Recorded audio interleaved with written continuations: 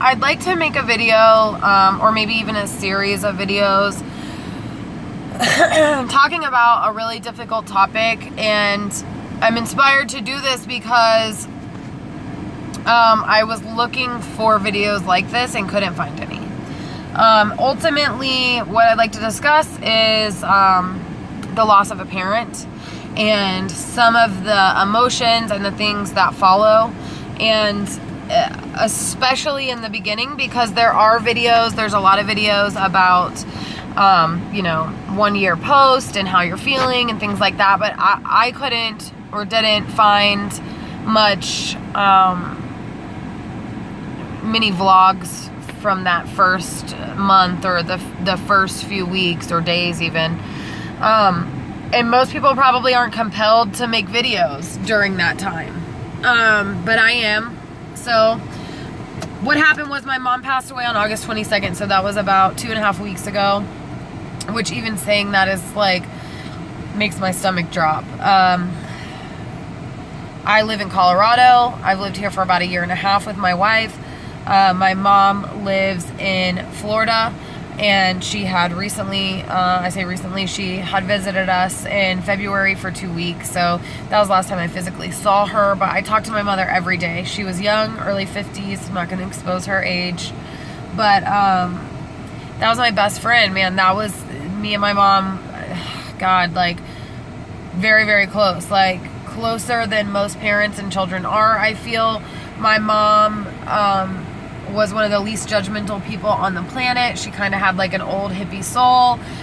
She was like really fancy and into makeup and accessories and into TV, and she had like an old soul but a young spirit, and she just was my best friend. I mean, I could tell my mom anything. She was very supportive of my wife and I. Very, very, very close to my wife.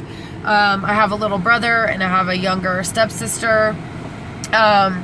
But my worst nightmare was that I would be in Colorado and something would happen to my mom or to anyone in my family.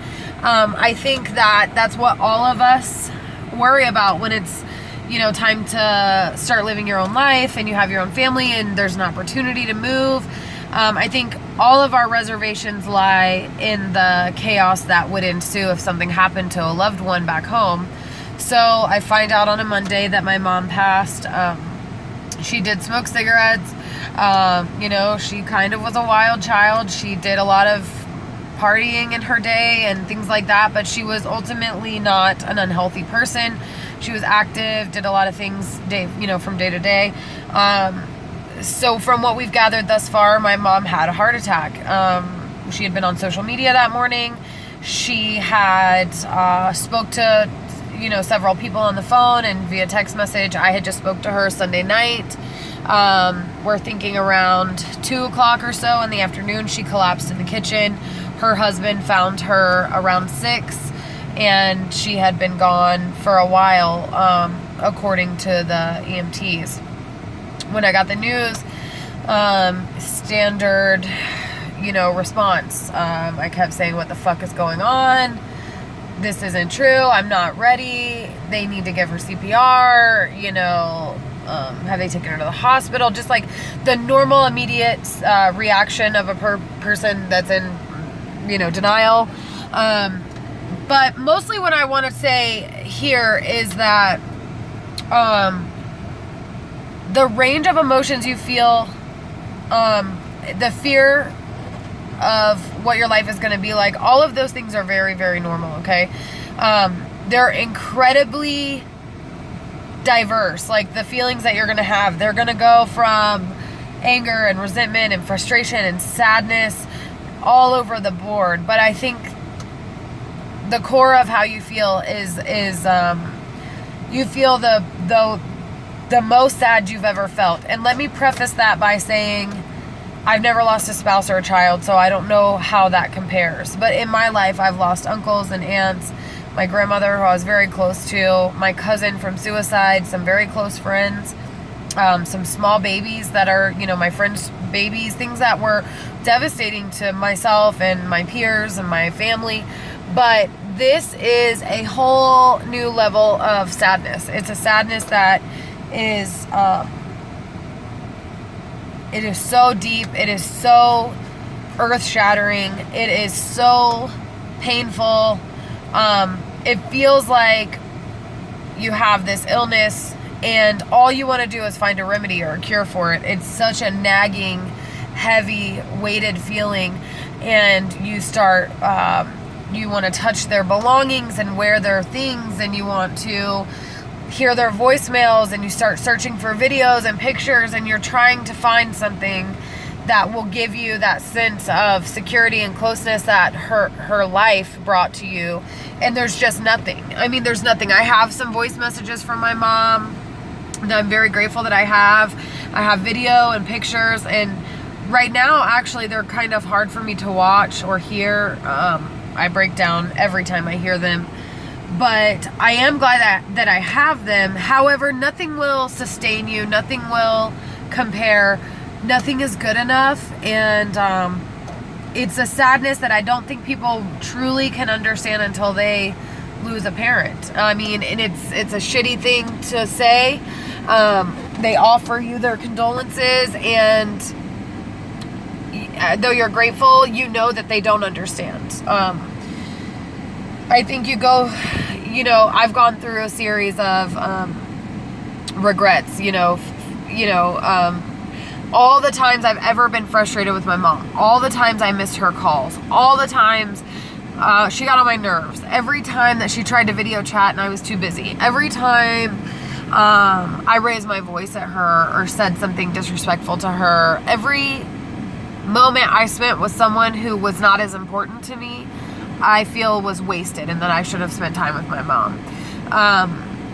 I have moments of being distracted and busy, but I constantly loop memories of my mom. Memories that I didn't even know I had. Like, I remembered things like conversations I had with her when I was like 5 years old, sitting in the bathroom, watching her get ready to go out. And, all of the little things. Sorry. The little things are hard. You picture your mom doing the things that she does, sitting on her couch and watching her TV, or, how she is when she's in the car, or her mannerisms, how she moves her hands, how she smells. All those things are inundating your life. It's all you can think about. And I don't think people know if that's normal or not. And so I'm making this video to let you know it is normal. It's normal to just your whole life has changed in an instant. Everything that you do every day, every thought that crosses your mind is different than it would normally be.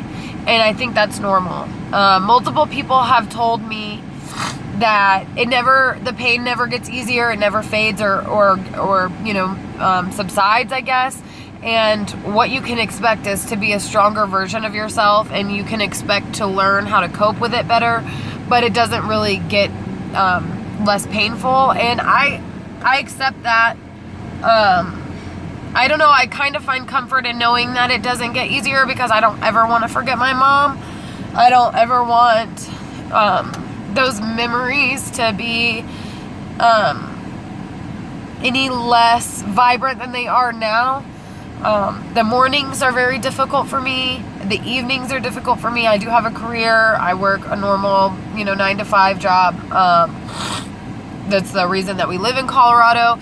And so I try to be successful and thoughtful while I'm at work, but the mornings are difficult, and so are the evenings. And I'm going to wrap this up. I'm getting emotional, and that's not going to be good for anyone. But what I want to say for this first video is that if you're in the first few weeks of losing a parent, like, you do what you need to do. If you need to pull over and have a meltdown in your car, do that. If you're laying in your bed for an extra hour just bawling, do that. You need to go through the processes and feel the pain, and don't try to numb it. I've been doing that myself, and it's not a positive thing. The amount of pain that you're in and the hurt, it is legit. It's valid. Don't let anyone else tell you that it's not. And you do what you need to do to get a little bit of peace, whatever that is. And don't let anyone tell you that it's not okay, because it is. You do what you have to do for you. That's it for today.